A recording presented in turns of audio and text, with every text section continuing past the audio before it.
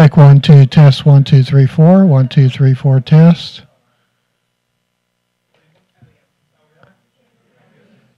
Check 1, 2, 3, 4.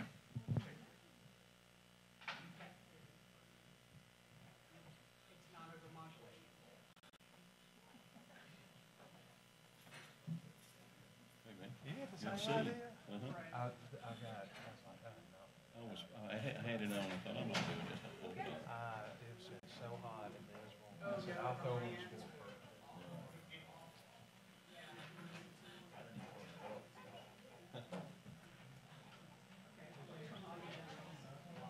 Y'all remember these, all the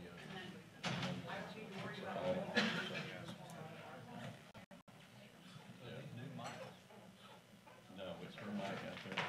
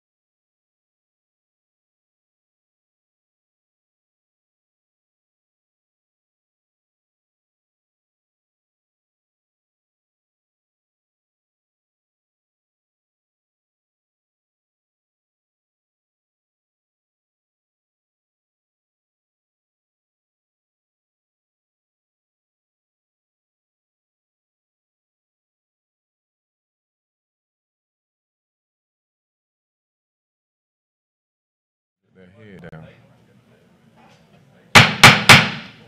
I'd like to call this meeting to order of the Carrollton City Council this Monday, August 1st, 2016. At this time, we would like to offer the Pledge of Allegiance, and I believe I saw the Boy Scouts here today. At least I thought I saw. Okay, good. And if we'll all stand. To the flag of the United States of America, and to the republic for which it stands, one nation, under God, indivisible, with liberty and justice for all. And I'd like to ask Fred O'Neill to please come and offer the invocation at this time. And if you'll please remain standing, if you're able to.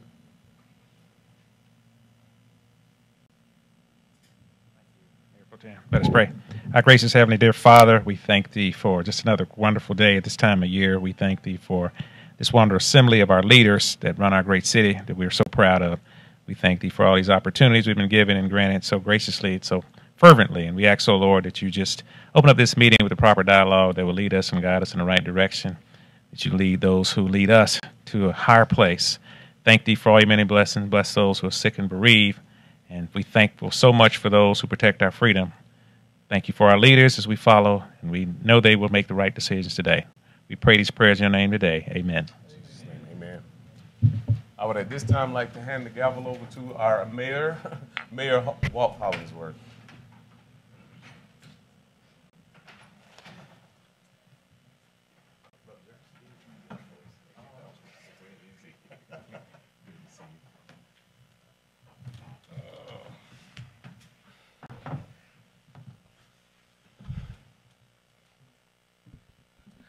Thank you, Gerald, for filling in for me for a few minutes. I'm sorry I'm 5 minutes late. I'm sorry.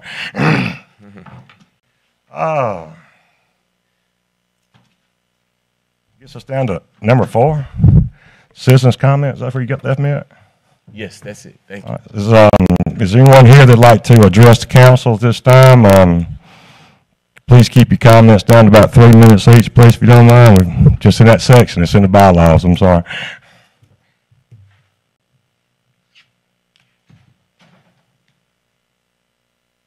Well, I'm sure you all know by now, I'm Mitt Connerly, and Metro West Realty. I was talking to Dan McBrady today. He told me to smile since these proceedings are televised.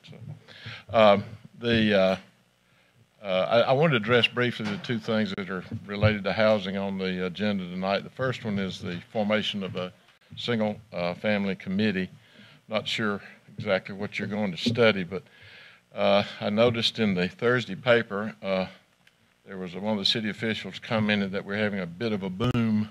Got 31 housing starts in the city this year. I would really say to you that's not a bit of a boom, that's a recession. I was in Noonan today and showing houses, unfortunately. And this was one subdivision that I was in. I don't know if you can see these or not. There were more starts in there than we've had the whole year here in one subdivision. They've had 250 starts in Noonan this year, 310 in unincorporated Coweta just outside the city, total of 560. That's a bit of a boom. That's a robust economy, an economy that's open for business. So I think before we characterize 31 as a bit of a boom, we probably should look at some of our neighbors and see what's really going on. The other thing is the density that you want to reduce the multifamily density to 6 per acre, which is really not multifamily any longer, but rather cluster housing. How many of you have had an occasion to drive through or visit Park Place 2 over on North Park Street? Any of you? Walt? I would encourage the rest of you to do that. It's a beautiful project. Get to know some of your citizens over there. I did. I went over, I visited, I went through the clubhouse. It's all brick, 55 and over, senior apartments. There's 120 units, and they're on 7.6 acres, which is 15.8 to the acre. 6 units to the acre, this project couldn't be built. And the reason, very simply, is, number one, the economics don't work. You you got a 20-acre campus at that point, and you got roads everywhere that you really don't need. Secondly, the whole idea behind the seniors is to cluster them in such a manner that they can walk to the amenities and walk to the clubhouse. So before you pass that 6-acre deal, I mean, I'd encourage you to ride over and ride through that and take a look at that, because it might change your mind a little bit. I noticed too in the Bleakley study that where they talked about maybe tearing down some existing units, they suggested rather than a decrease in density that you increase the density to, I think it was 25 or so per acre. So you often tell us all about the benefits of this study, so perhaps we ought to follow it rather than pick and choose what we're going to follow. So those are the comments that I really would like to make. I would encourage you, I think it's been we've made it pretty clear now that we think we're digging a pretty deep hole here. So I would encourage you to stop digging and take a chill and hold off on that 6-acre multifamily idea until we can get some senior housing built and some other stuff. Thank you. Thank you, Mr. Mitt. I'd like to echo what Mitt said. This is Dwayne Hicks from, we both represent West Metro Board of Realtors as well, not just Metro West, but our realtor community would love to be a part of any discussion about housing and the studies, because we're understanding firsthand the pent-up demand that just can't be met, and also some of the resolutions you guys have passed is kind of starting to harm that significantly. So we're asking you, please hit the pause button on some of this stuff. Please stop passing resolutions that inhibit any growth. And we've invited the National Association of Realtors to come and help do a smart growth class for us and for our community. And we'd like to ask you guys to please stand down on passing some of this, especially this resolution tonight. We think it's continued harm to the housing industry. Thanks, sir.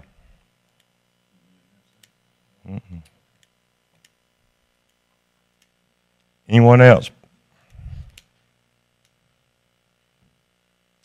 Okay, brings us down to approval of the minutes. Mr. Mayor, we have a young man. I was going to invite him up, but I was going to make an amendment to the agenda, but he has already taken the floor. Well, go ahead. This is Nolan Tipton. He's a student of mine at the Institute of the Imagination, and he's also a young and aspiring entrepreneur with an idea, and he wants us to change one of our ordinances. And let me say, too, on a side note, I did not coach him in any way, and I had no idea he was going to do this. So if he may, take the floor. Nolan.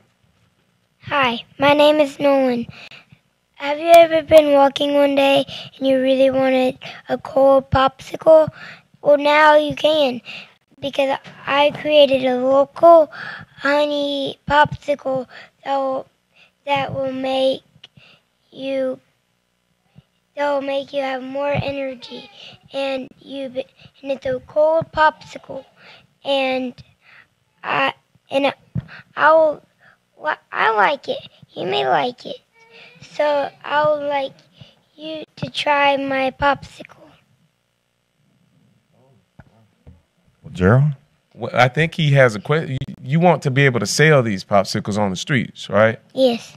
And right now it's not legal to sell popsicles on the streets. Is that Yes. what it is? So I think what he wants us to do is change a particular ordinance, Tim, that prohibits the sales of popsicles on the street. You want to address that? I'll come down and wait. I do know, Mr. Byrd, what the point was, and certainly we didn't want to impact such a fine young man as this, but the point was to make sure that someone who owned a restaurant, say on the square, was not impacted by somebody running a hot dog stand right in front of their building. And so that was the intent. Maybe we can look at something where it's okay for children to do this. I don't know. We'd need to involve our attorney. We need to find a way to accommodate him, but that was the intent, so that someone who owned a building, was paying taxes and water bills and that sort of thing, was not impacted by someone who was just peddling in front of their store. That was our intent, at least. All right. Do you understand that? That we may make there's a word called variance. We may make a variance or a special dispensation just for you and just for kids, saying that you could maybe have a lemonade stand or sell your popsicle in front of or out in the square. Because if people sell big things, if someone sells, say, a big chicken sandwich with bacon on it right in front of Pearls, or it's not called Pearls anymore, but right in front of plates, it could shut plates down or it could hurt their business. Like, I don't want anybody selling paintings in front of my art gallery, you know? So we're going to work with you and work with your mom on making sure you can sell popsicles downtown. And I want one. I want the first one, all right? And the mayor probably wants one too, all right? Can we give this young man a hand for his courage?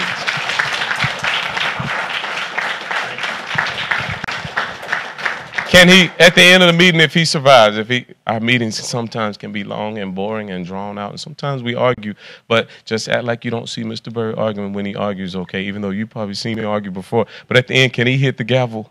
Yeah. All right, we're going to let you close the meeting out tonight, all right? You feel good about that? High five. Let's give him a hand, y'all. Thank you, Nolan.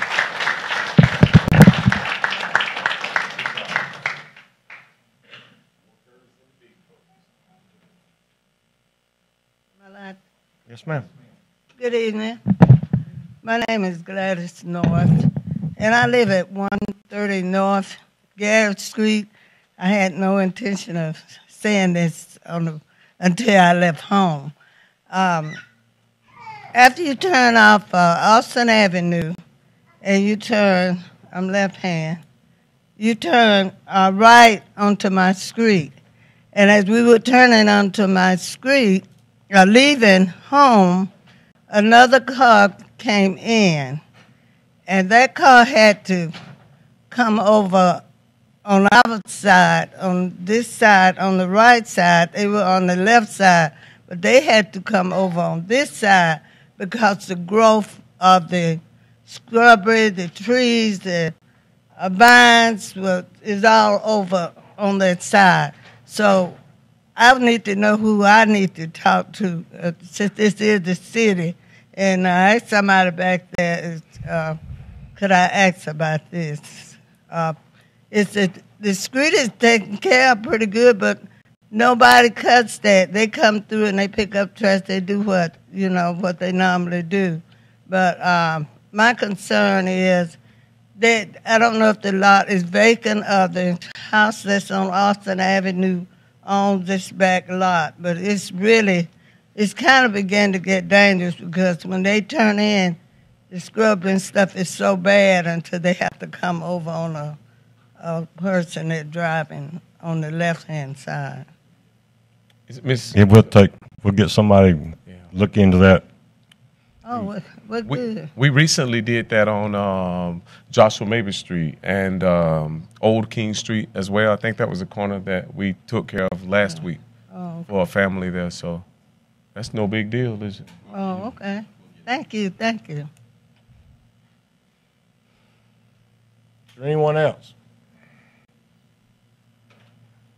Mr. Mayor, if I may, right quick, too, if I could interject.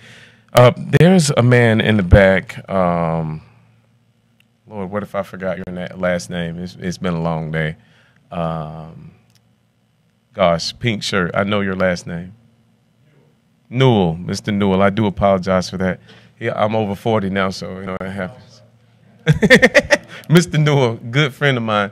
He brought his dog today, and his dog is a service dog. And you're probably wondering, why does he have a dog in the council chamber? He has a dog in the council chamber because sometimes we hear on the streets that we don't do anything and we don't listen to the concerns of citizens. A couple years ago, I was in his store getting jump ropes for the school. He makes rope, and he gives us the end pieces of those ropes to make jump ropes. And he asked me about a dog park.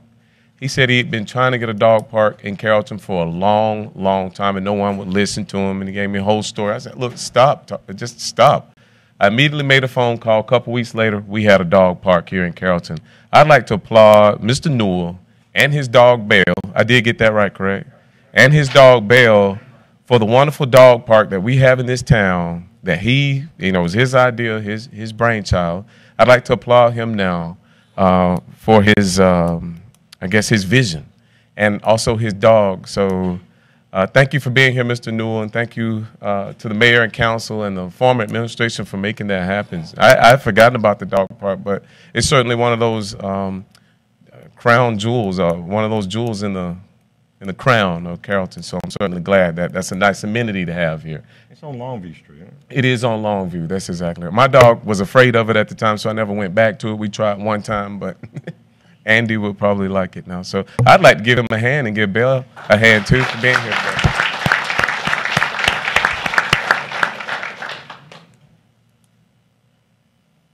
Is there anyone else?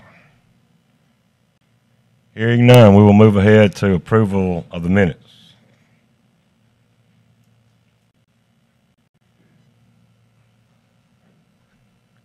I move we approve the minutes as presented. I have a motion and a second. All in favor, please raise your right hand. 4-0. Number 6, approval of agenda items for consideration.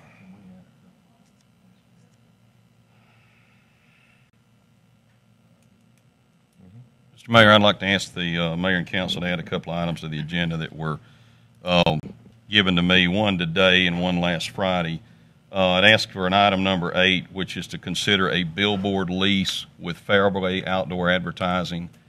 And then the other item is a number 9. The police department would like to purchase a police cruiser. And I'll give you the details on those when those items come up. Are there any other additions, retractions?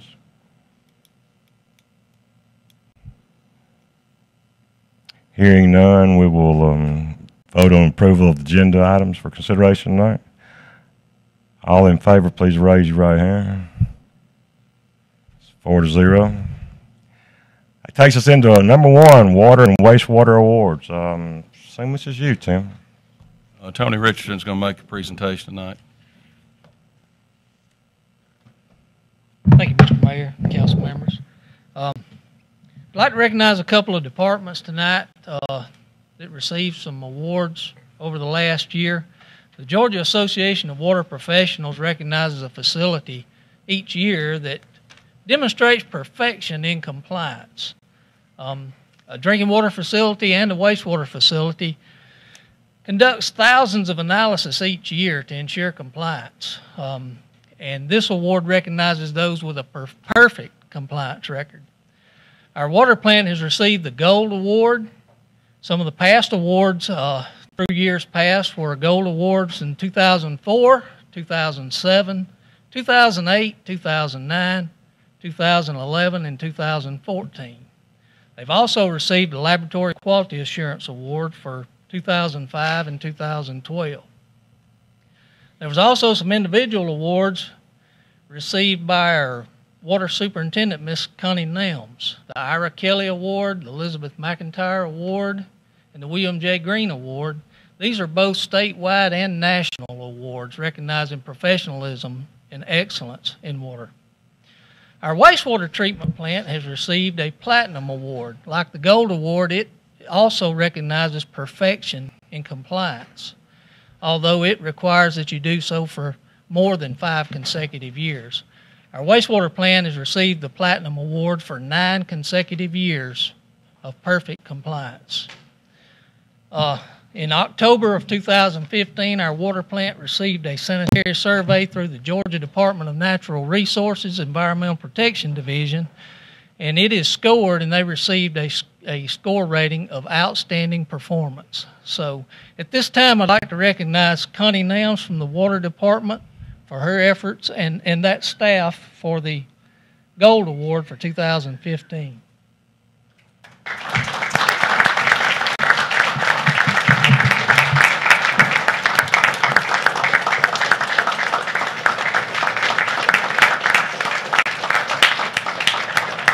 Thank you.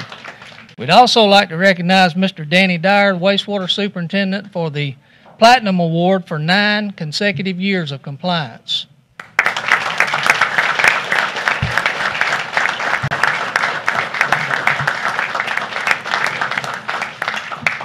This is an indication of the staff the city of Carrollton, their dedication. They're on duty 24 hours a day, 7 days a week. At Christmas, July the 4th, holidays, they're on duty. So, again, we'd like to recognize the entire staff of both departments. Thank you.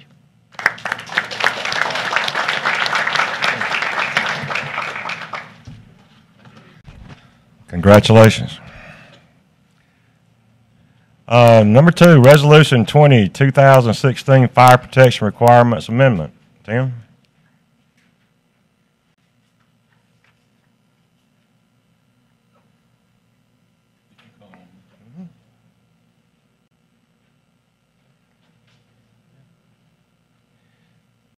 First of all, I'd like to thank Mayor Hollingsworth, all the council members, and City Manager Grizzard for your consideration tonight of adopting these fire codes.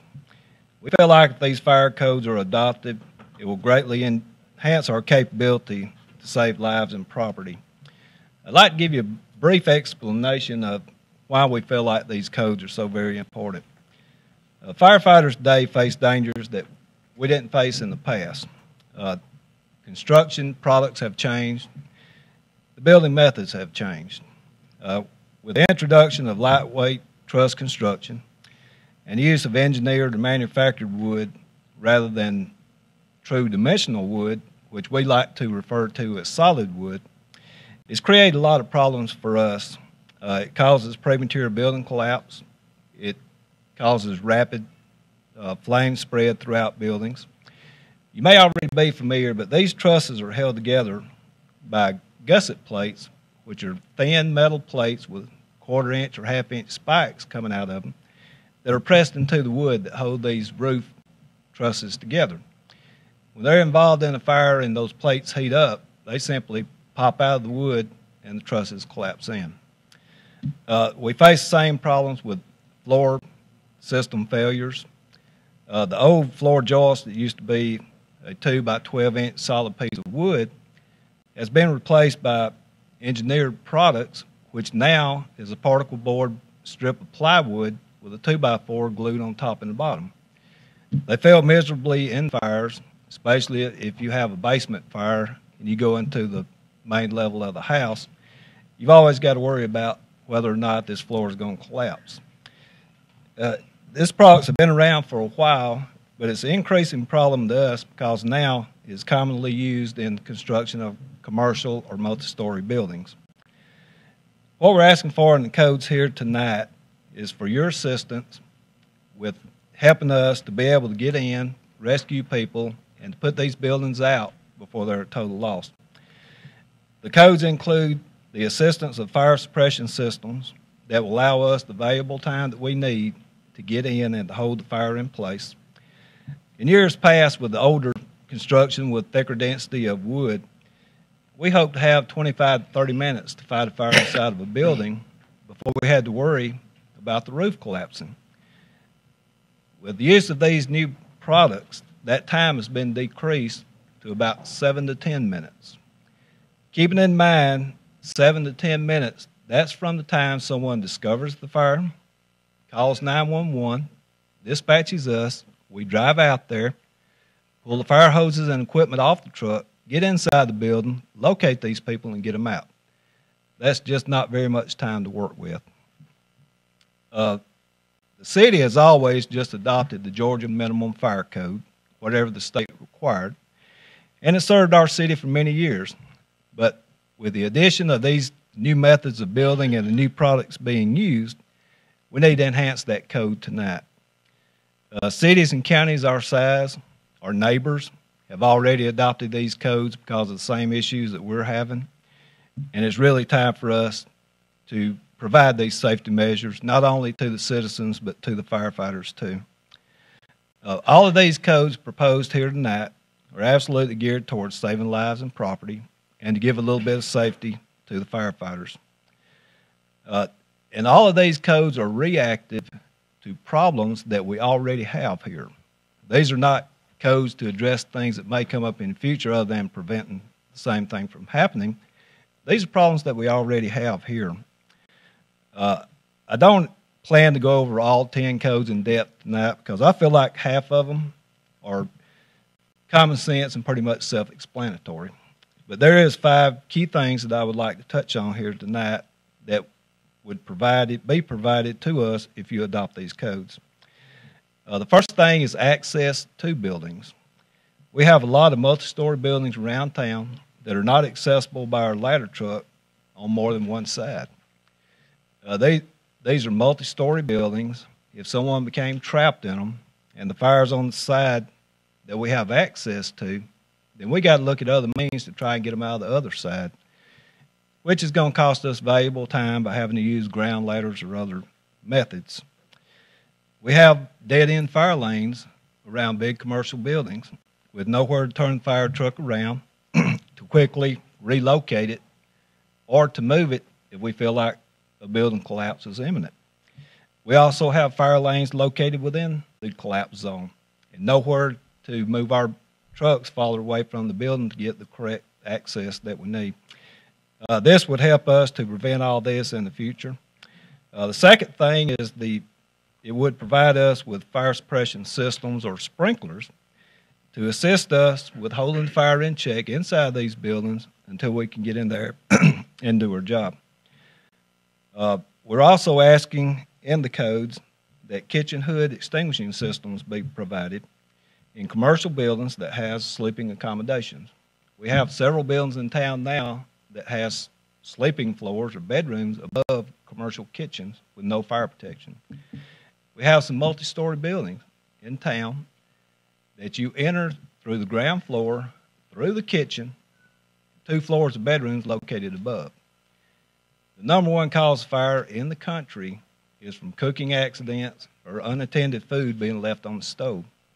The kitchen is likely to be the place that these fires will occur, and we have people sleeping 2 floors above with no way to get out of the building. This would help to correct things like that. The third thing is the location of fire hydrants and the adequate number of fire hydrants. You know, a common rule of thumb with us is the bigger the building, the more water it's going to take to put a well-involved fire out. On some of these big structures, it may take more than 1 fire plug. It might take several to get the water flow that we need to get this fire under control. The fourth thing is that I would like to mention tonight is it will add some protection to breezeways, porches, and decks. We have a lot of buildings around town, 3 or 4 stories high. There's essentially 2 separate buildings with a common roof. They're connected in the middle with breezeways, stairways, that are built out of ordinary combustible wood. We're continuously catching people using barbecue grills on them. I'm talking charcoal and lighter fluid. Storing lawnmowers, motorcycles, cans of gasoline, and this is the only way for these people to get out of these higher floors of the building. So that would straighten all that up. And the last thing is a way to address unsafe buildings that have become fire hazards. We applaud Councilman Byrd for your endeavors on the blighted houses and structures around town. But we also face that on the commercial side. One building comes to mind that was not properly constructed. It's been vacant for many years. The floors were poured concrete that were improperly installed. At least half or maybe a little more of those floors have already caved in, and the whole building is crumbling down. But currently, we don't have a way to address these fire hazards. If we get a call on that building that there's a fire inside that building and there may be someone in there, then our firefighters are going to go in to try and rescue this person and locate them in a crumbling building that's already fallen down. That would help us to address this. I don't want to take up a whole lot of your time tonight, but I feel like this essentially is what we're asking for. Myself and the fire marshal are here tonight, Tracy Smith, to address any questions or concerns that you may have. But what we're really asking for is for you to give us that few extra minutes to get inside these buildings and to make a difference that can mean life or death for people. If you give us a way to address these dangers so that they won't occur again in the future. So, thank you for your time. Jimmy, could you hang on a second, Jimmy? In case anybody's got any questions, can you hang on a second? Yes, sir. I have a couple, not necessarily questions, more just I'm unsure of the I've read through this whole resolution. There's a couple parts in here that says comments about townhomes being residential versus rental, or owner-occupied versus rental properties. Yes, And that was a big issue with us, and we have an apartment complex here in town that's built on the pretense that it was going to be individually owned townhomes. And we noticed it's close to the university, and we would see college students coming in and out. So we went over there and we just asked them, hey, you own this apartment? They said, well, no, I'm a college student. I rent it. Come to find out, we had 8 or 10 students living in these multi-story buildings with no fire suppression or fire protection at all. All the way in and out was through that kitchen. Kids have bad cooking habits, especially college kids. They leave stoves on, they leave food on there, they put pizzas in the box, in the oven to heat them up. And you know, we deal with that a lot. But we're talking about a fire that's blocking the only way you have out of this building. We feel like if these codes are imposed, that it will truly be owner-occupied, but they have a clear understanding that if they change it in the future and decide to make it rental property to house multiple people, then they have to bring it up to code. And I didn't mention beforehand, thank you for your awesome presentation of it, and I understand the importance of making sure that both firefighters and residents of our community are completely safe in as many different ways as possible. I guess I just have a few more questions about this sort of stuff, and I'd love for us to be able to have a discussion about it, a more in-depth discussion. In terms of the enforcing those sorts of rental units, I'm unsure of how those rental spaces would be enforced other than going door to door. Is that something that we would be able to enforce? Well, fortunately now we have resources and personnel that we didn't have several years ago. We have a full-time fire marshal. He is actually the one that caught this. And when they began to do the newer development of it, we were able to address these issues, and they will be sprinkled. We're trying to take as much of a proactive approach as we can to fire safety without imposing too many rules and regulations on anybody, from the developer to the construction company, but we want to look out for the people that's going to be living there once all this is done. We have always just adopted the Georgia Minimum Code, which is the very most basic thing that Georgia law allows. We would like to continue to use that code with the addition of these few simple ordinances that would address the issues we're having with modern building products. We feel like we're at the right point to request that. These building products that I talked about first came out in a residential setting.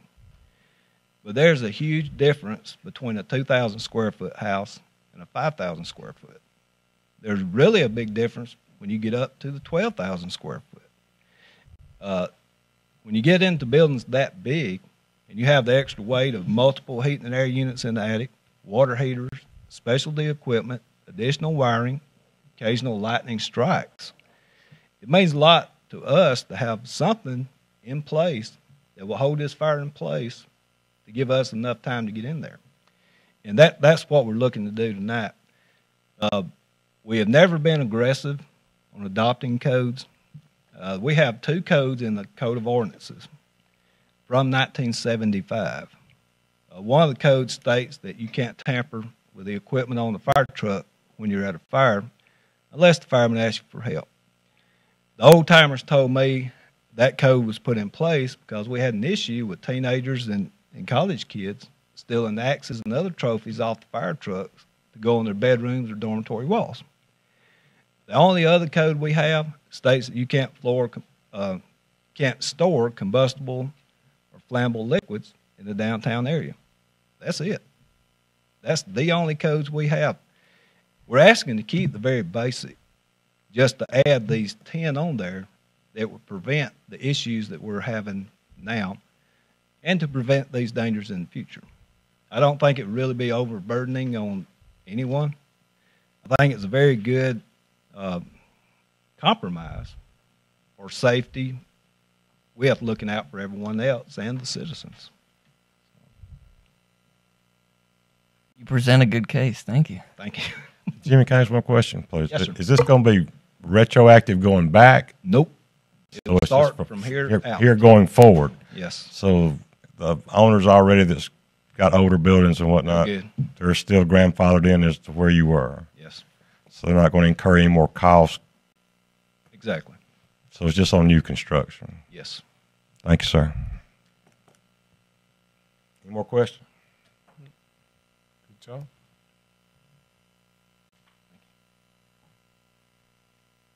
I'll make a motion to adopt this resolution 2016. I have a motion to adopt. Do I have a second? I have a second from Mr. Waters. Is there any discussion? No more discussion. I assume you're ready to vote. All in favor, please raise your right hand. Motion carries 4-0.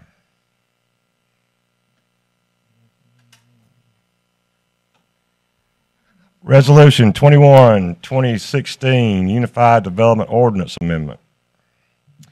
Who's got the, oh, I'm sorry. The Planning Commission met in June to review the resolution that you have in your packets. And the resolution simply states that basically the maximum allowable multifamily density would be lowered from 10 units per acre to 6 units per acre unless the development is treated as a special use. And then we also further define multifamily dwelling unit as having one kitchen and no more than 4 bedrooms. The Planning Commission reviewed this in June. They voted in favor of, or they recommend in favor of this particular resolution 4-1. So. Could you read that one more time, a little bit Sure. slower, if you don't mind? Sure. And if you'll look in your packets, it's actually, would you like for me to read you the? Yes. Okay. Everything you just said. All right. Again. It's basically further defining multifamily residential, which is a maximum of 6 units per acre unless a special use permit is obtained allowing a greater density. This district is intended to provide an area for moderate and high-density residential development. The regulations for this district are designed to provide areas for apartment complexes and other high-density residential development. Now, we also looked at, there was another place that we needed to change the ordinance in Section 4.02.03.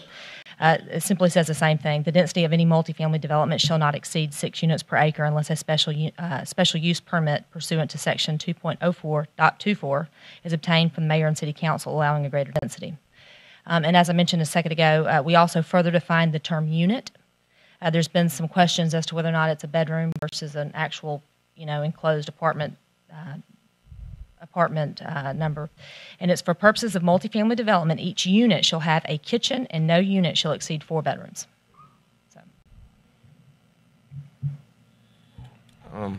So what was the current density, if you don't mind?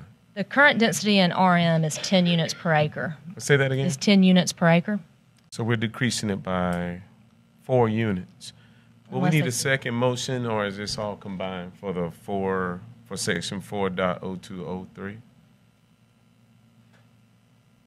It's all pretty much part and parcel of the same thing. Okay. You could, in theory, approve them separately, but it's really they really relate to one another.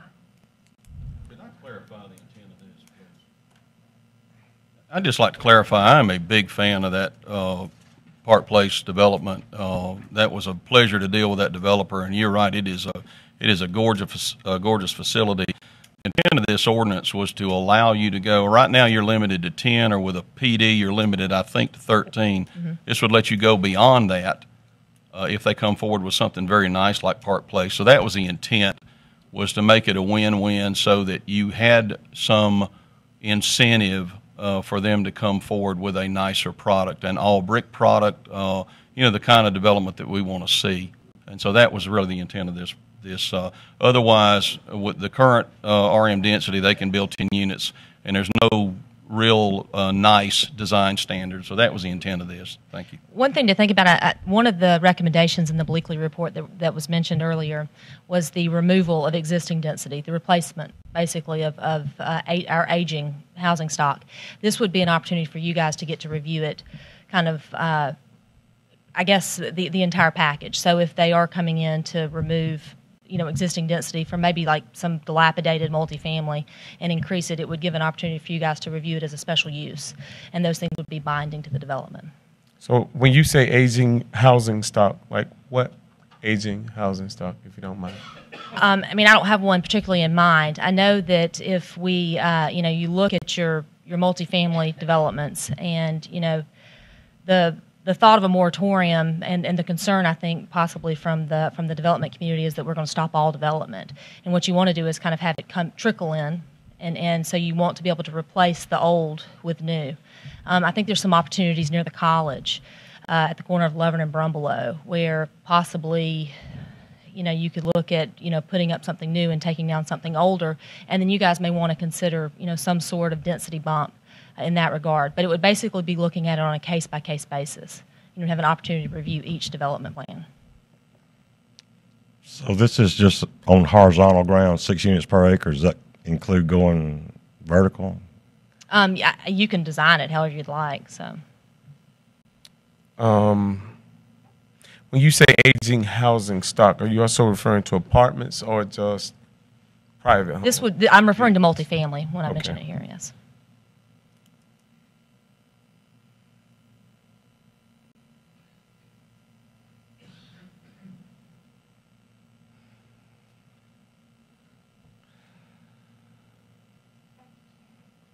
Any more discussion from you guys? Any more questions for Eric or anything?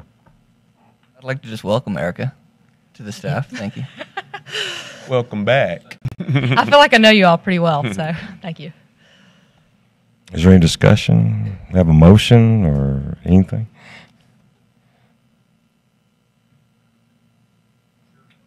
I'll make a motion to approve Resolution 21-2016. Second. I have a motion and a second. I'll be honest, I mean, we'll go back in discussion a little bit here. I don't really have enough information really to carry this forward at this time, and I'd really love to bind this over to a work session so somebody can give us more information. I would feel a lot more comfortable going that way forward than to just jumping on this right here tonight. Would have loved to. I'd like to have more information before we go forward. So I would tender a notion that we table this till September or whenever we can have a work session on it. Can I withdraw my motion? You can't technically, but what you could do is Mayor Hollingsworth could. Can I amend your motion, Mr. Waters? It would technically be a motion to substitute, but the motion would be to substitute the current motion with a motion to table this until the September meeting. So the motion to substitute would need a second. Second. All right, and now you have discussion on the motion to substitute if there is any. Is there any discussion? I'd like to agree. I think that looking at some of the development like Park Place is a beautiful place that we want to see more of. We want to see more developments like that, but limiting it to a special permit for all this, I think I'd like to look at other options about putting guidelines in our ordinances or in our Unified Development Ordinance to really kind of define what we're looking for, so developers can look at a sheet and say, here's what I need to accomplish, or here's what the different aspects that I need to pass to be able to build in our city. I think it'll help promote good development like what we want to see, and really set that forth so the developers don't have to look at just spending a bunch of money, giving it a go with putting a special permit in, and then just to have that denied. I'd like to have those things more set forth for them beforehand. Is there anybody else? Hearing none, if you're ready to vote on kicking this can down the road. All in favor, please raise your right hand. Motion carries 4-0. Move it to September meeting. Maybe we'll have a work session on it before we come back. And just for clarification, that's all in favor of tabling it, right? Okay, good. Thank you.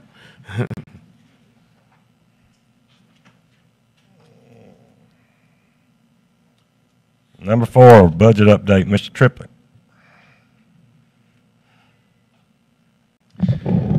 Thank you, Mr. Mayor, members of council. Just wanted to take just a very few minutes to give you some budget highlights of our fiscal year end 2016 that just ended in June 30th. We have, as you know, started FY17. We're preparing for the auditors to come in and audit our books for FY16. They will be on site the week of August the 24th. As we typically do each year, the FY16 books will be held open the second week of this month to make sure that we get all expenditures and revenues recorded in the proper year. And so I will be issuing those final internal statements to you when we close our financial system in a couple of weeks. But I did want to share with you some highlights regarding revenues and expenditures in our main 3 operating funds. Going to the general fund, Haley, yes, as you know, 100% of the budget year, another year has come and is gone.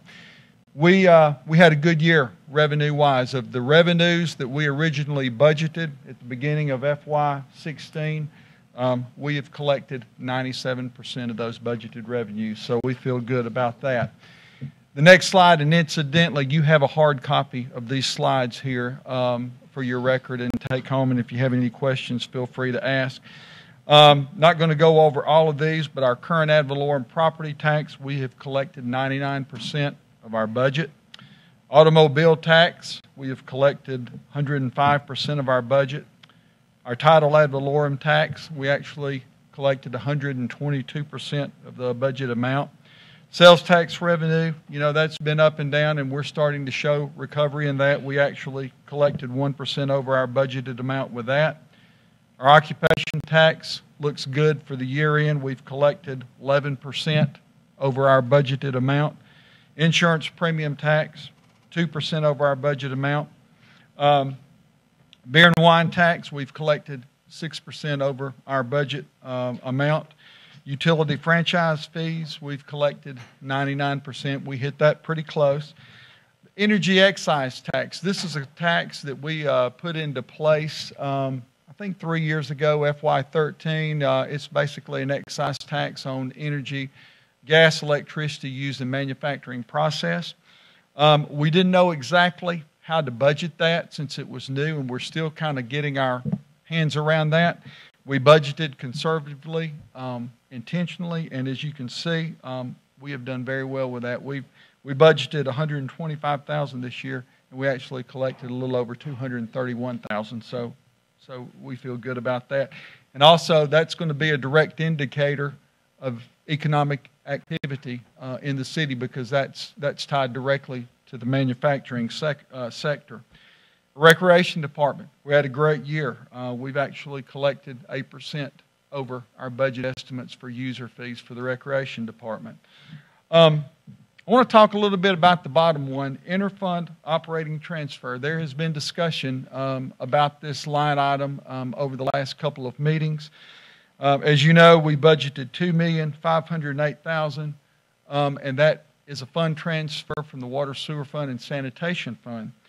If you will go back and look in the budget transmittal letter for last year and for the 2 years prior, we make a point to point out that even though there is $2.5 million budgeted, that we will only transfer the amount needed to bring general fund to a break-even point each year. These numbers may change just slightly, but it is only going to be required that we transfer $1.4 million. So of that budgeted transfer, we're only going to have about 58% of that. That can be attributed to 2 or 3 different things. Number one, some of these revenues coming in at better than we expected. And then the other thing is expenditures coming in lower than expected. We had health insurance, for example. We budgeted 12%. I think the actual increase was maybe 6, 7, 8%. And you've heard me say this many times, but we've got department heads that are very frugal about the way they spend the city's money. So all of these factors combined together to help us not need as much of this money as we originally budgeted. So that's a good thing. And I wanted to make sure that we point that out to you tonight. That's the general fund. Moving on to the expenditures for general fund. As we just said, we budgeted $20,995,279 for expenditures general fund wide. Those expenditures came in at 96%. There may be just a few more expenses come in over the next week or so, but we feel like we've got the majority of the expenditures for FY 2016 recorded. Testament to the way the departments are managing their money, and I want to give them credit for that. Water and sewer fund. We had a good year in our water and sewer fund. We actually collected 12% over our budget estimates for water sales and sewer sales. Haley, next slide, please. Water sales, we budgeted $6.8 million. We actually collected just over $7.1 million, 105% of our budget. Sewer sales, we budgeted $4.1 million. We collected right at $4.4 million, 107% of our budget. Penalty revenue, the 10% penalty on late payments, we budgeted $190,000. We collected $222,000, or 117% of the budget. Moving down to the expenditure side for the water and sewer fund, there again, our water managers, just like the general fund managers, they've done an outstanding job in managing their budgets. We budgeted just over $15.1 million, actually spent 12.7, 84% of the budget. Now, some of that, we had some money budgeted for capital expenditures due to scheduling and other requirements. We just didn't get around to spending all that money, but nevertheless, everybody is doing a good job of managing their money in the water department, and I wanted to make that recognition. Sanitation fund. Revenue. And we've got just one revenue line item, basically, and of course that's sanitation sales. 103% of the budget collected, 3% over budget. We budgeted $4 million. We actually collected just over $4.1 million on revenues for sanitation fund. And then the expenditures, we finished out at 93% of the budget. So there again, all three of the operating funds, I feel like we've had solid financial performance, and I feel like we're closing out the year on a strong, positive note. Anybody have any questions or comments? Be glad to answer. I do. First of all, thank you very much for that, but I had a question. Yes, sir. Are we going to let Jim do this at every meeting, do a financial report of the budget at every meeting, or can we just do it quarterly or biannually? Oh, okay. Oh, okay. All right. I thought this was going to be a short agenda. Oh, okay. All right. Yeah. He also needs to talk about setting millage rates. The most important thing is I just, everybody knows about the reassessments that are going on, the appeals, that we haven't got consolidated digest numbers, and obviously, without that, we can't go forward. We're still waiting on the digest numbers from Carroll County. I just wanted you to just briefly go through the process of what we're going to be needing to do as far as setting the millage rate, depending on your goals and objectives for this process. As we go into this millage rate process, the certification, the approval, one of two scenarios are going to happen. We get the consolidated digest figures. We're going to go through a calculation where we compute what we call the rollback rate. And that rollback rate takes into account the inflation value added to the tax digest through reassessment. If you choose to adopt the rollback rate, which means our revenue for property tax will be revenue neutral, it's going to be a fairly simple, easy process like it's always been done. 14 days prior to the adoption, I will run the 5-year advertisement, as we always do. We'll put a public notice in the paper, the city website, and we will have that meeting, and you will make that vote. Now, if you choose to keep the current millage rate, or adopt a millage rate that is in excess of the calculated rollback rate. That's where it gets a little more detailed. We're going to have 3 public hearings over a 2-week period of time. And those 3 public hearings will have to be at various times of the day. Like the first week, you'll have to have one, say, at 11 o'clock in the morning. You'll have to have one at 6 o'clock at night. And then the actual week of adoption, you'll have to have a public hearing, say, at 5 o'clock in the afternoon, and then the actual vote at your council meeting at 6 o'clock. All of these things have to be advertised in the paper, the local media outlets, the city website. And what I've done is most of this is just samples for you to look at and review. We're not going to go over all these tonight. Next slide, please, Haley. This is the 5-year advertisement from last year.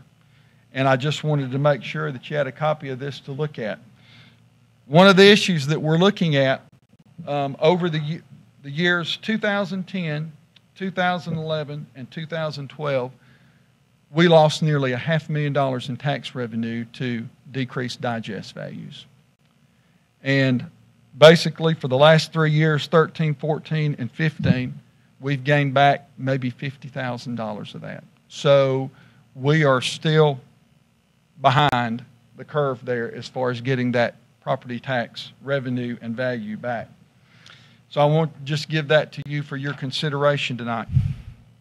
This next slide is just a sample.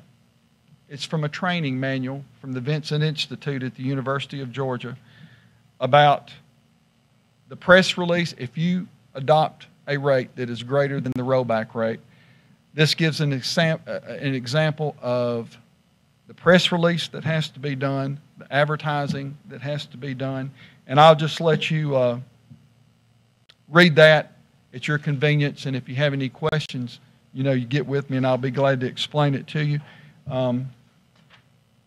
Also, I've included one. City of Noonan is doing the same thing. I think they're having a meeting tonight, and I gave you a sample copy of the press release, notice of property tax increase that they're dealing with right now. And I wanted you to have that sample, City of Noonan, to look at. And so, next slide, please, Haley. This is a graphic timeline example. I think a picture is worth 1,000 words. And of course, this is about 10 years old and it uses a June date. So don't get confused with that. But if you decide to adopt a millage rate in excess of the rollback rate, the first week you have to advertise the first and the second public hearings. You have to advertise the 5-year history. You have to issue the press release all on the same day. And then 1 week later, you're going to have your first and second public hearings. And at the same time you have your first and second public hearings, you have to advertise the third public hearing for the next week. So it gets kind of confusing, but you've got to stay with the timelines. You have to advertise everything 1 week apart to stay in compliance with this. And then after you have the third public hearing, you can vote on the millage rate. So we will take care of that, but right now we can't do anything until we get those digest figures from the county. I think we're scheduling, is it August 18th, Tim, a work session? Hopefully we will have digest numbers to look at. If we don't, we will make adjustments and hopefully we'll know something by that time. Next slide, just for your consideration. On the fourth column, the net assessed value of property, we've got it broken down in $50,000 increments, what the tax would be at our current millage rate of 4.62 mils. So you can go through that and look and make comparisons. Self-explanatory. Next slide. This is the same slide that we gave you at the Callaway work session. This is a 10-year digest history of our digest and tax levy. I think it's important to note that our net assessed value of our tax digest in 2015 is the same as it was between 2006 and 2007. And the net taxes that we levied last year during 2015 are about the same amount during 2006. So we're looking at 10-year-old values, not only in terms of tax digest value, but also actual value of property tax revenue for the city. Next slide, just a comparison. You have to be careful, and you can't. We just did a survey of millage rates from jurisdiction to jurisdiction. You can't make a broad apple-to-apple comparison because each city is a little bit different. But we've broken out these comparison of millage rates of surrounding jurisdictions and districts for your consideration. And the last slide that I have is just a current millage rate illustration. Home with $100,000 fair market value, the assessment ratio 40%. You back out the standard homestead exemption of $4,000. You have that net assessed value of $36,000. That $36,000 is actually the value that we levy the millage rate on. The city tax will be $166. The city school tax $686, and the county tax $303. And so you see the city, we're at the smallest end of the spectrum as far as the tax breakdown. One thing I failed to mention in going through the budget highlights, we started off, we were able to start off our fiscal year with the elimination of 4 positions from our citywide payroll, resulting in a savings to the city of just under $113,000.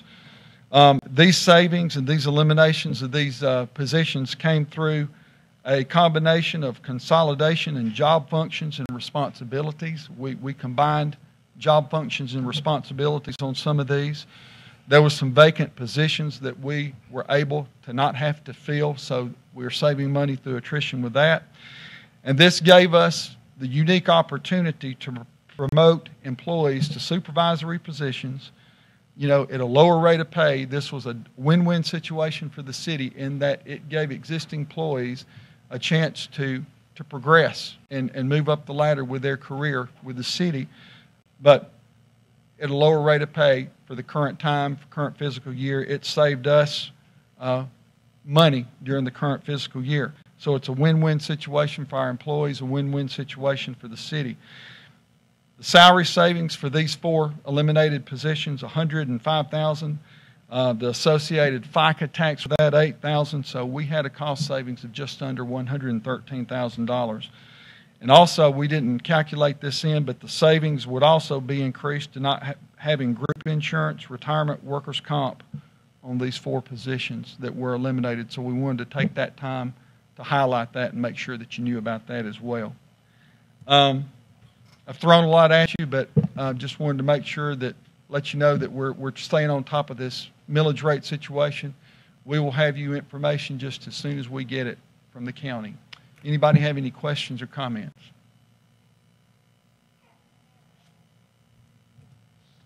That's a lot of great information. I really appreciate it, and I look forward to drilling down further into some of the details that are in here. But the detail that you have and the information that you go through every day, thank you for being able to present it in the way you do. Thank you, sir. I appreciate that. Excellent job. Thank and you. I'm so glad you do that.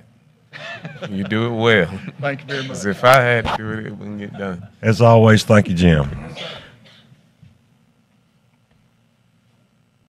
Number 5, single-family housing study. Who's got this one? This one's mine. Just real quickly, a couple of you had mentioned that you might want a housing study on single-family housing. We just need some direction. Do you want to follow through with that? And if you do you want us to just continue with Bleakley, or we can do an RFP again? We can bring it back for you to vote on in September, or you can authorize us to just, have the study done and we can bring you the results, whichever you like.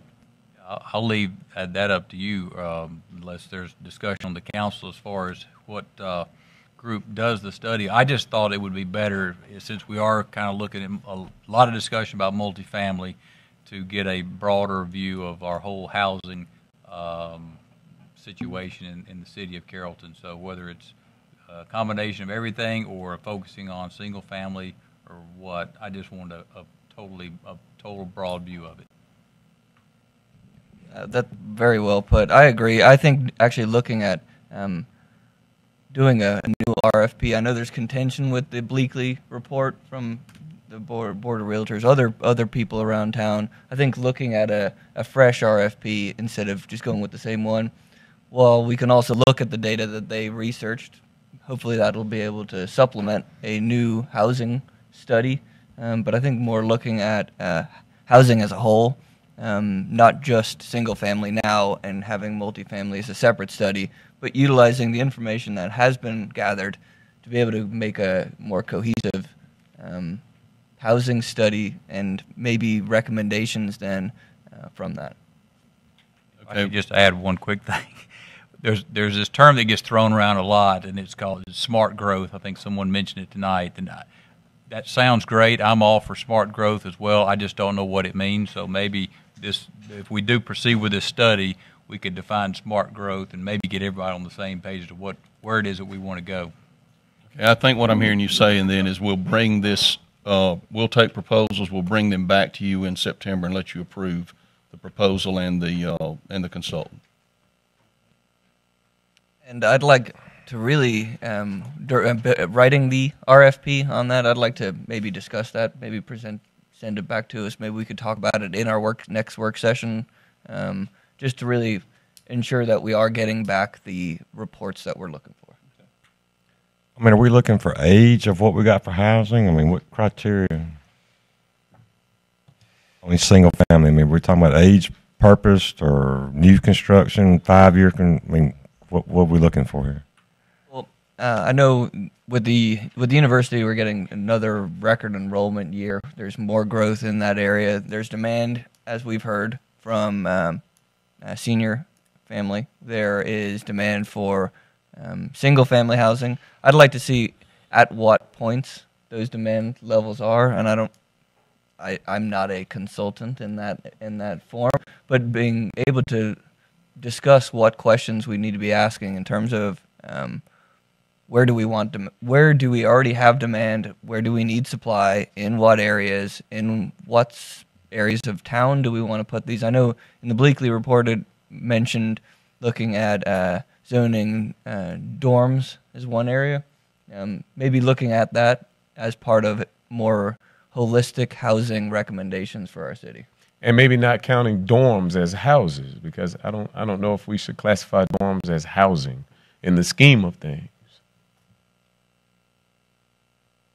That's a good point. Yeah. At least Because maybe not, just looking at the right. definitions of that, and I think a work session discussion could really help kind of define what we're looking for in this, to more drill down these sorts of things, to be able to get in an RFP what we really want to see.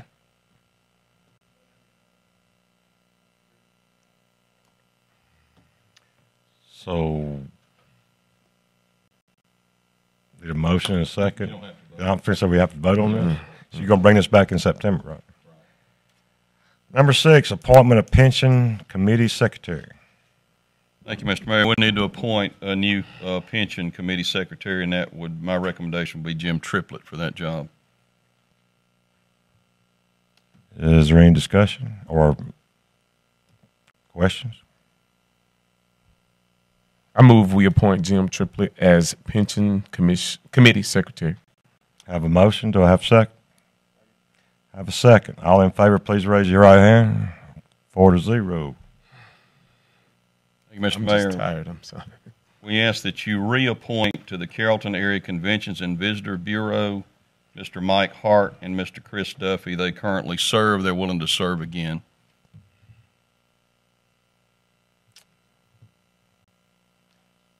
Do we have a motion? I make a motion to appoint both recommended appointments. Do we have a second? A first and a second. Is there any discussion? Hearing none, we'll call the question. All in favor, please raise your right hand. 4-0. We have item number 8, billboard lease. Tim. Haley, if you'd put this photograph up. I was approached recently by a company called Fairway Outdoor Advertising. You can see this billboard that's near our water plant. It turns out we actually own that property. We did not know that was our property or our billboard. Actually, the billboard itself belongs to Fairway. Evidently, the city 20 years ago entered into a contract with this organization and let them occupy that space, and for, I think, $1 a year. They wanted to renew their lease. We have negotiated that. I spoke with Dwayne Wilson just to get some idea what it was worth, and he indicated $300 a month, and the gentleman on the back row may have a different opinion on that. He's in the billboard business also. They wanted to pay 2. We said 3. They wanted a 10-year lease. We said a 3-year lease. Frankly, I don't care if you do it or not. It's $300 a month free. But, you know, we can tell them no and have them take it down. It doesn't matter to me one way or the other, but I wanted to bring it to you to see what you wanted to do. What are current height restrictions on signage in that area? Well, billboards are considered different from signs, and frankly, I don't remember the height restriction, but this one's grandfathered because of the, you know, the size of it. Age.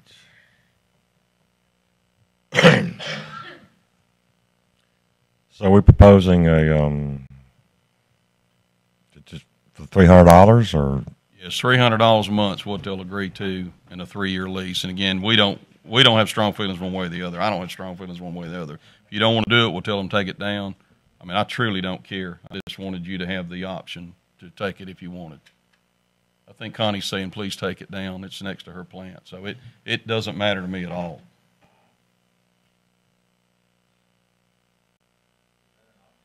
Yeah, you tell them, does Connie really want this taken off her property? Is Connie here? You're Connie. Yes, sir, absolutely. You do want it taken down? Absolutely. When they come in to replace the signs, Mm-hmm. they're damaging the curbing and going up the hill, and the rec department is constantly fixing the grass going back up that hill where they have tracked it up. And the curbing around the plant needs redoing now, and it's from their trucks accessing the billboard. Does everybody out there know where this, because it took me a while to look at the building and know exactly what, y'all know where that is? Yeah. Right at the end, if you came out of Rome Street, right at the end, you'd be staring at it. Waterworks. Is that our welcome to Carrollton sign right there? Yeah, it is, yeah. Yep. Rory, you want to see an opportunity right there, don't you? Tear it down, suits me. I just wanted you guys to decide. I don't even like the guy. Let me put it that way, okay? He's not even nice. So tear it down. Can we make a motion to just not renew the contract? Absolutely. All right, I'll make a motion to not renew the contract. I have a motion and a second. Any more discussion? Hearing none, we'll call the question. All in favor of just telling Fairway Signs to take it down, raise your right hand. 4-0. I like it. Makes my life simpler. Last item, Joel approached me this afternoon. He had found a heck of a deal on a police cruiser, a $34,000 vehicle for $21,500. Joel, you want to?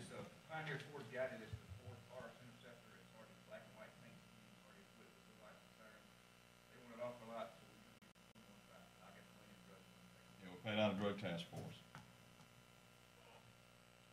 That was pretty simple. Anybody want to make a motion? I'll make a motion to purchase the vehicle. Mr. Roy, anybody want to make a second? Second. Second, Mr. Byrd. All in favor? Well, anybody in discussion? Hearing none, all in favor, please raise your hand. Carries 4-0. Good pick, Joe. On to number 7. We don't have anything else, do we? 8 and 9. Number 7, Mayor and City Council announcements. Yes, Mr. Mayor, if you will, I would like to apologize to everyone. I'm in my 13th hour of work right now, and I'm really sleepy, and I know you are too. But there are a few things that I wanted to talk about today. and I'd like to give you a report over a couple things as well. I would like to thank Chick Griffin for working with me on housing in Carrollton and working with me on some of the structures around town and some of the properties around town that the city owns, and looking at possibilities of exciting projects that we're working on together with the Housing Authority. Chick, I would like to thank you for your hard work. I would like to thank you for all those grants that you're working on as well. One of the grants, and Chick, pardon me if I can't remember the name of it, because again, I'm in 13th hour and I'm starting to forget things, but one of the grants is a CHIP grant, I believe. It's called the CHIP grant, and it's a homeless prevention grant. And what we've learned is a lot of folks become homeless because they may have an outstanding gas bill that's over $1,000 or a water bill that's just crazy high. They can't afford to pay that, and they're evicted because they don't have those amenities or those utilities paid in their homes. What the CHIP grant will do is, and tell me if I'm wrong, Chick, it will cover the costs for those individuals so they don't become homeless. So we're excited about the CHIP grant. And there's another grant that Chick is working on as well. Chick, please tell me if I'm wrong. But if you own a home and you live in my ward, which is West Carrollton Ward 1, we are going to, if you own it and you live in it, not own it and rent it out, and if you're selected, am I jumping the gun? If you're selected, your house will be renovated from top to bottom and made brand new again. We're very excited about that.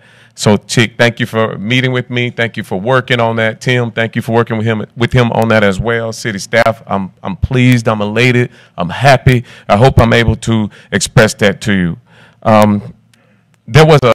My Facebook inbox is jumping right now, and I'm so excited about all the conversations that go on my Facebook page, good and bad. The arguments, I watch all those, so it's just incredible to watch this energy and watch the life just happen on my page. But one woman on my Facebook page wanted to know, she inquired about scholarships for the, I wish we could stand up and y'all can hear me, but she inquired about the scholarships to Carrollton Parks and Recreation and Cultural Arts Department.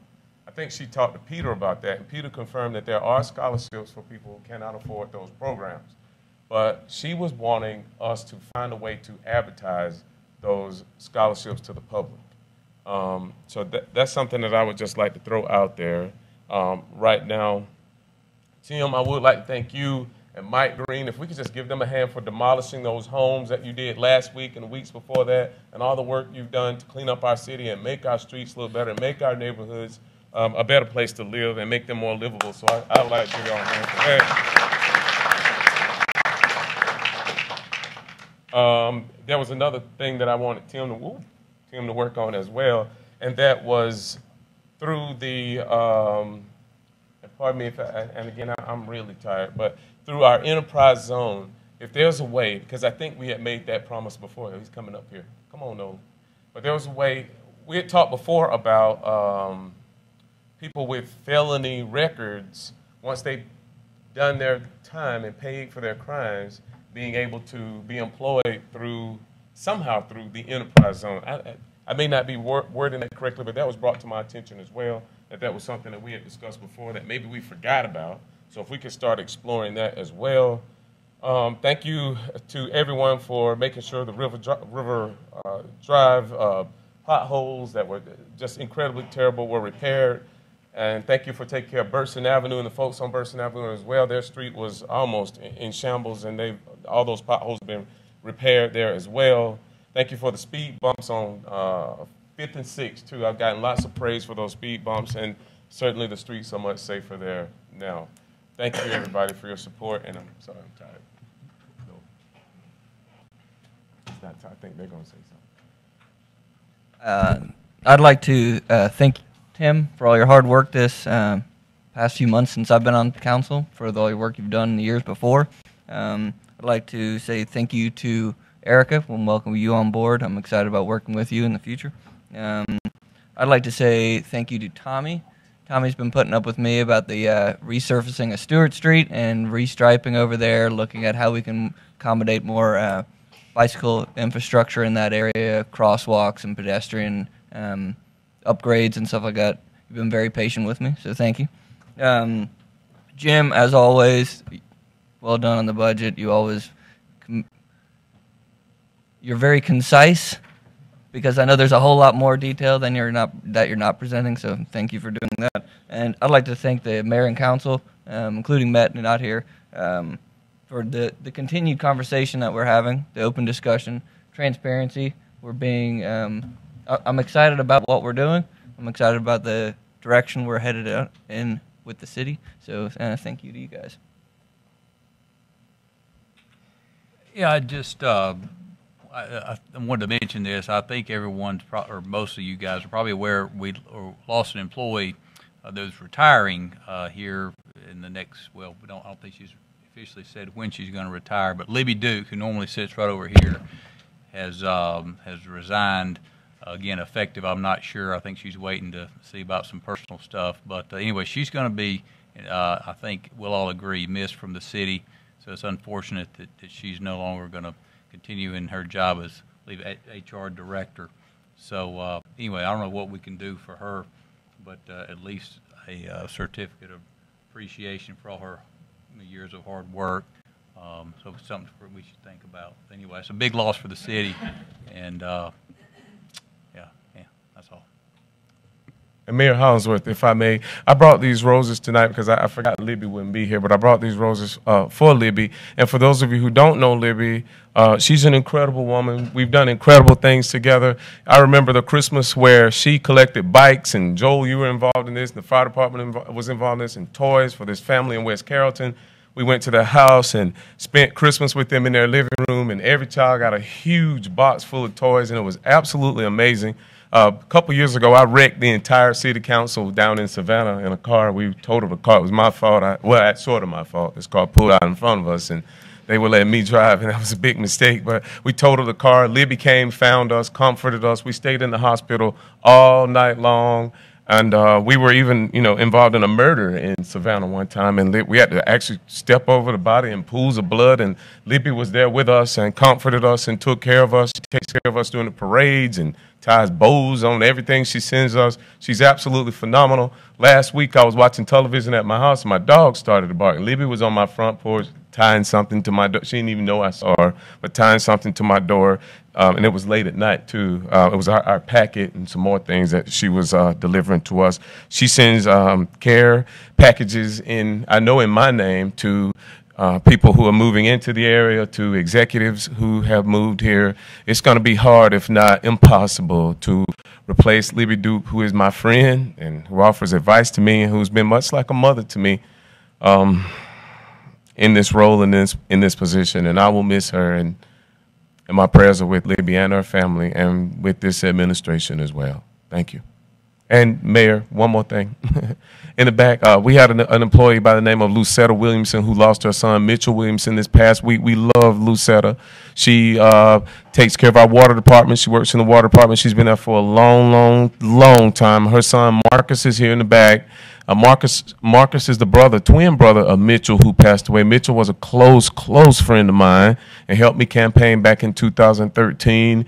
And he and Libby were very close as well. And Libby talked to me about him the day he passed and talked about how he always said great things to her in the parking lot as he waited for his mom to get off work every day. So in memory of Mitchell, and I will pay for this too, I would like for there to be some sort of a plate placed on a bench on the town square in his honor, because Mitchell stayed on that square all the time. He was probably the biggest patron to all the restaurants on the square, and I applaud Mitchell tonight for being a great person and for being so nice and being ambassador to our city. If you knew him, you know what I'm talking about. His smile greeted everybody on that square. So tonight I'd ask everyone to join me in applauding Mitchell Williamson for being a great ambassador of kindness, love, and hope. It's exactly what we all need. I certainly need a little bit of that, and actually a lot of it myself. Thank you, Mayor Hollingsworth. You're the best. Thank you. Jim, always superb job on top of things. Joel, your staff keeps getting good reviews out of y'all every day. Jimmy, I get calls all the time about y'all. I don't know what y'all doing over there. I think y'all feeding people on the streets or something. I'm not real sure, but I keep getting calls about what great job y'all do. I want to say thank you to all the city staff, the job they're doing. Keep up the good work.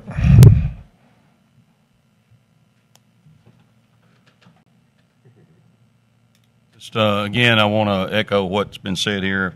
Libby's going to be missed. I want to thank her for 14 years serving this city and these citizens, and for 12 years supporting me. Again, I want to give Lucette and her family my condolences. She's been a family friend to my wife for 40 years, since they were children.